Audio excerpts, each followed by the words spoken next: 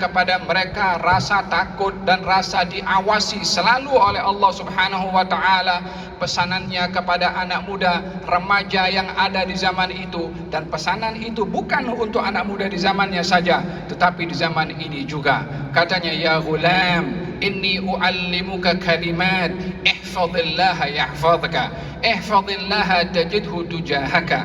Wahai anak kecil, wahai remaja, aku berpesan kepada kamu, aku bernasihat kepada kamu, sebaik-baik nasihat-nasihatnya, sebaik-baik pesan-pesanannya. Bukankah kita dengarkan sebentar tadi daripada Habib Abdullah bagaimana kasih ayatnya Nabi Muhammad kepada umatnya, sehingga tidak berhenti untuk menyampaikan nasihat dan juga wasiat.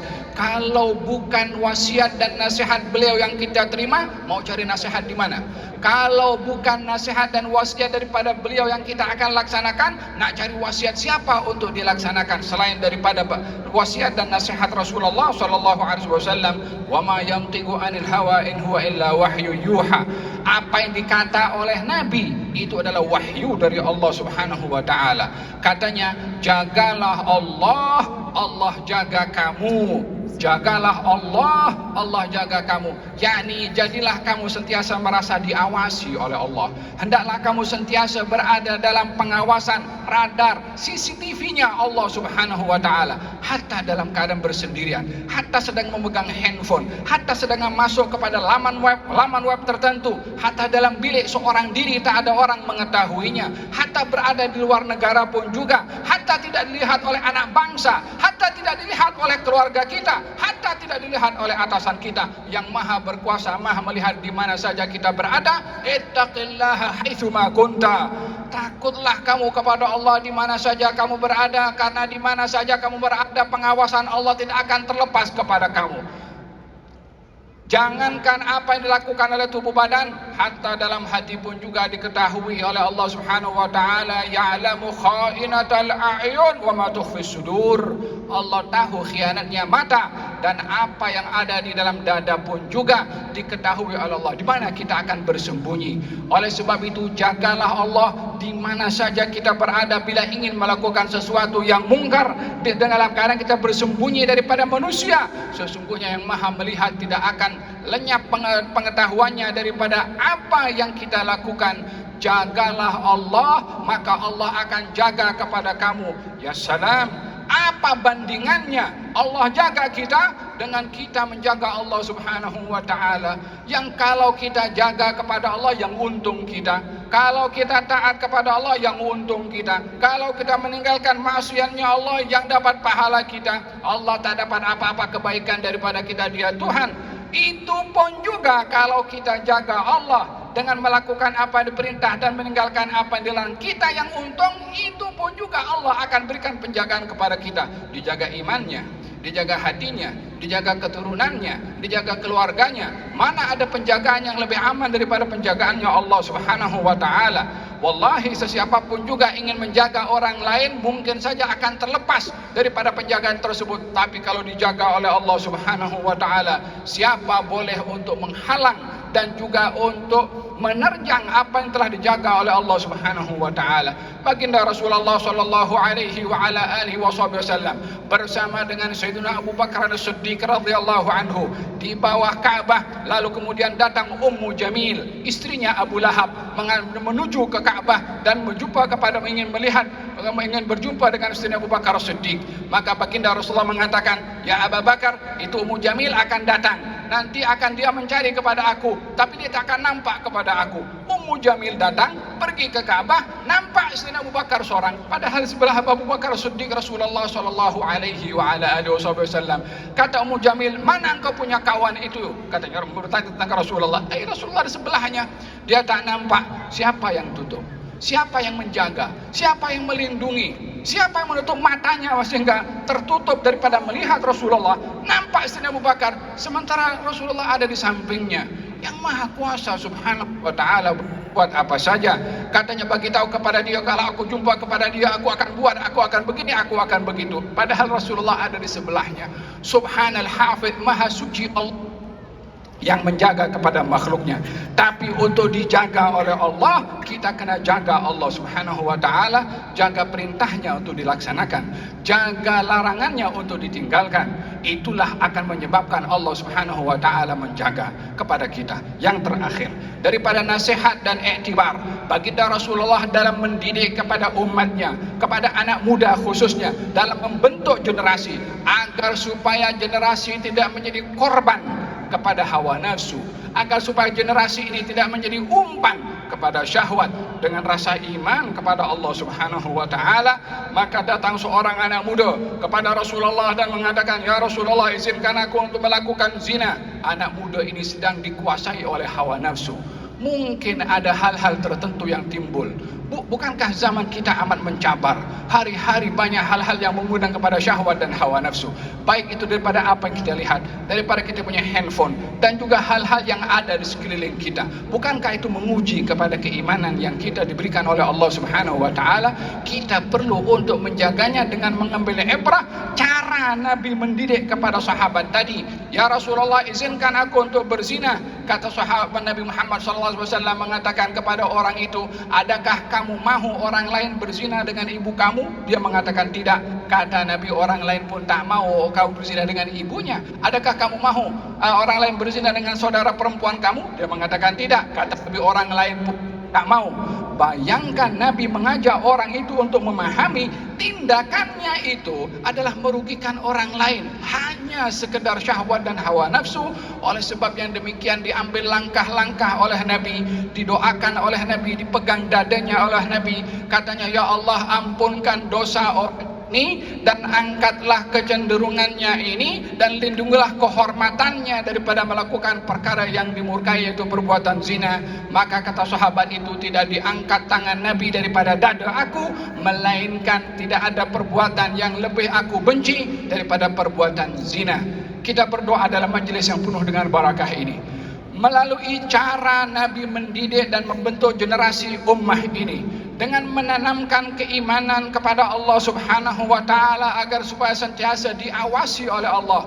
Mudah-mudahan kita termasuk daripada golongan umat yang merasa diawasi oleh Allah Subhanahu wa ta'ala, sehingga menjaga mata ini karena Allah mengawasi gerakan mata, menjaga telinga ini karena Allah tahu apa yang kita dengar, dan menjaga tangan, kaki dan kemaluan karena semua perbuatan dipandang oleh Allah Subhanahu wa ta'ala, dan juga menjaga hati daripada kecenderungan kepada maksiat karena isi dalam hati pun juga diketahui oleh Allah. Kalau kita berbuat maksiat itu masuk surat kabar kita malu, lalu bagaimana kalau kita dilihat oleh Allah Subhanahu wa ta'ala, dilihat oleh malaikat yang mencatat keamal perbuatan kita? Tak malu ke kita kalau dilihat melakukan perbuatan maksiat? Akan tetapi bila tergelincir kepada maksiat, jangan tunda untuk bertaubat. Minta kepada Allah agar supaya ditutup aibnya oleh Allah Subhanahu wa ta'ala. Dengan demikian dia menjadi umat yang terdidik dan terbina syakhsiahnya mengikut ajaran tunjuk ajar Nabi Muhammad sallallahu alaihi wasallam. Majlis pada malam hari ini menadahkan tangan kepada Allah Subhanahu wa ta'ala agar supaya majlis kita pada malam hari ini dihujankan oleh Allah hujan curahan rahmat daripada Allah, hujan yang membasahi hati yang melahirkan keinsafan kepada Allah, hujan yang membasahi jiwa untuk kembali kepada Allah, hujan yang menjadi sebab tertutupnya segala aib oleh Allah Subhanahu wa ta'ala, hujan yang membasahi hati untuk cenderung melakukan amal kebaikan dan ketaatan, dan juga meninggalkan hal-hal yang dilarang oleh Allah Subhanahu wa ta'ala. Allahumma jam'ana hadha jam'an marhuma wa tafarruqana min ba'dihi tafarruqan ma'suma wa la taj'alna wala minna wala hawalaina syaqiyan wala mahruma. Semoga Allah berkati yang hadir daripada kalangan muslimin dan muslimat. Kalau ada yang menyaksikan melalui live streaming, semoga keberkatan dan rahmat yang diberikan kepada mereka tak kurang daripada apa yang Allah berikan kepada kita yang hadir pada malam hari ini. Semoga Allah memberikan keberkatan kepada para ulama dan para habaib yang hadir bersama dengan kita, yang menyampaikan tausiahnya dengan lisan ataupun yang menyampaikan tausiahnya dengan perbuatan. Dengan kehadiran mereka itu sudah merupakan penyampaian daripada mereka. Karena diamnya atau hadirnya seorang alim menjadi contoh kepada yang lainnya untuk kita mendatangi majlis-majlis seperti ini, walaupun mereka tidak menyampaikan, karena kehadirannya adalah satu penyampaian. Mudah-mudahan mereka diangkat darjatnya oleh Allah, ditambahkan ilmunya oleh Allah, dan mudah-mudahan kita sentiasa mencintai mereka dan mengambil manfaat dan berkat daripada nasihat mereka ya Rabbal Alamin. Mudah-mudahan Allah Subhanahu wa taala memberkati kita semua yang hadir, termasuk yang hadir pada majlis ini, ahli parlimen Shah Alam dan juga Esko Agama Islam Selangor yang hadir bersama dengan kita. Mudah-mudahan diberkati semua oleh Allah Subhanahu wa taala. Yang hadir pada kalangan orang-orang tua juga mudah-mudahan diberikan umur yang berkat oleh Allah Subhanahu wa taala. Kehadiran kita di tempat ini untuk mendapatkan syafaat Rasulullah, mudah-mudahan tak seorang pun daripada kita melainkan dalam golongan lingkaran orang-orang yang diberi syafaat oleh Rasulullah. Mudah-mudahan telinga ini tidak mendengar kalimat Nabi suhgan suhga, jauhlah.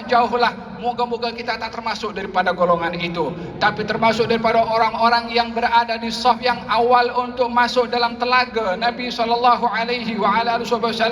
untuk dapat minum daripada tangan beliau yang mulia, sehingga dengan meminum daripada tangan mulia beliau tidak ada kehausan selama-lamanya ya Rabbal Alamin. Mudah-mudahan dimasukkan oleh Allah ke dalam syurga bersama dengan Rasulullah, dengan syafaat Rasulullah tanpa hisab ya Rabbal Alamin. Permintaan itu besar, tetapi itu kecil bagi yang maha besar. Mana ada yang besar kepada Allah Subhanahu wa taala? Yang maha besar melihat segala-galanya adalah kecil. Hanya yang maha besar yang besar sahaja. Permintaan kita walaupun besar menurut kita, tapi adalah kecil di sisi Allah Subhanahu wa taala. Wahai yang maha besar, wahai yang maha memberi, wahai yang maha tidak peduli kalau memberi, berikan kepada kami segala permintaan yang kami minta kepada Engkau ya Allah. Nabi bersabda di dalam hadis bahwasanya Allah malu bila melihat seorang hamba menadahkan tangannya kepada Allah. Allah malu untuk mengembalikan kedua tangan itu dalam keadaan kosong. Wahai yang maha menjanjikan untuk memberi kepada mereka yang menadahkan tangan kepada Engkau, ya Allah, berikanlah kepada kami pemberian yang Engkau berikan kepada orang-orang yang Engkau cintai dan Engkau sayangi. Jadikan kami golongan orang yang Engkau cintai dan Engkau sayangi, sehingga pemberian itu adalah pemberian sesuai dengan kelayakan-Mu sebagai yang maha memberi, dan bukan karena kelayakan kami, karena kami adalah tak layak untuk mendapatkan apapun juga. Kami adalah makhluk yang banyak dosa, kami yang banyak melakukan maksiat, kami yang banyak melakukan kesilapan, yang sengaja ataupun tidak, tak ada kelayakan apapun pada kami untuk kami layak diberi. Tapi Engkau Tuhan yang maha pemurah, hujan kalau turun akan kena semua. Pemberian-Mu lebih daripada hujan. Hujankanlah kepada kami maghfirah-Mu, inayah-Mu, sakinah-Mu, dan juga ikhtiar Engkau kepada kami untuk golongkan kepada kami dalam golongan orang-orang yang insaf dan bertaubat kepada-Mu ya Rabbal Alamin. Berikan sehat walafiat kepada Datuk Syed Omar bin Abdul Qadir Al-Idrus, diberikan sehat walafiat. Ulama-ulama kita diberikan sehat walafiat ya Rabbal Alamin. Ya Allah, doa kami yang khusus kepada penganjur program ini, yang kalau bukan karena mereka kami tak akan datang ke tempat ini. Walaupun semua itu datang hidayah daripada Engkau, kami hanya makhluk yang ingin menjadi alat kepada Engkau untuk Engkau gunakan untuk hal kebaikan. Ya Allah, mereka menjadi sebab kepada kami dalam majlis ini. Berikan kepada mereka kebahagiaan. Yang sedang merayakan hari jadinya, mudah-mudahan umurnya diberkati oleh Allah, diberkati kesehatannya oleh Allah, dianugerahkan keberkatan pada keluarganya, anak-anaknya menjadi orang yang saleh, yang salehat, yang hafid dan hafizat ya Rabbal Alamin. Syaitan barakallahu fi, mudah-mudahan diberkati umurnya oleh Allah, diberkati zuriyahnya menjadi anak-anak yang beriman, yang bertakwa, yang hafal Al-Quranul Karim, dan semua yang bersama dengan beliau. Wassallallahu alaihi wasallam Muhammadin wa ala alihi wasallam. Alhamdulillahirabbil alamin.